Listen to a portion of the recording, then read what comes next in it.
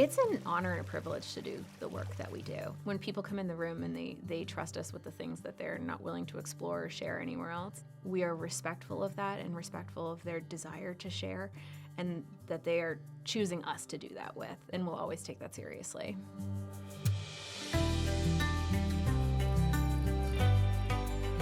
I've gone out of my way to find people. They're real and they're funny. Everyone is truly themselves, and then it makes it easier for you, the client, to know if this is a person who's like truly a connection for you. It's really kind of like a family here.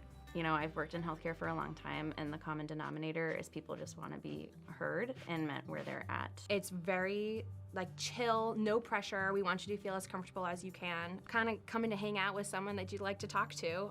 I've been in other practices where there's an isolation between clinicians, and that's not what happens here. The people that work in our group are all extremely talented, very bright, and very inspiring to me. Having a community of clinicians who look out for one another and care about each other, that then gets transferred to our clients.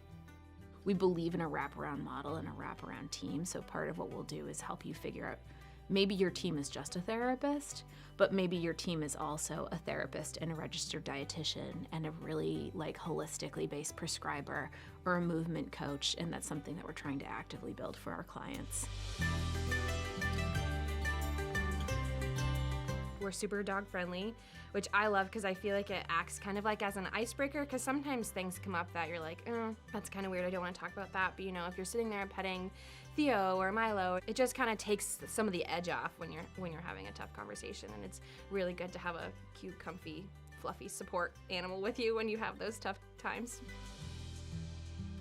One of the things that has made our practice different is there's a spirit of real authenticity in the room. I definitely think having dogs here helps with that. People can't not be their authentic selves around animals, and that's been really lovely and really helpful.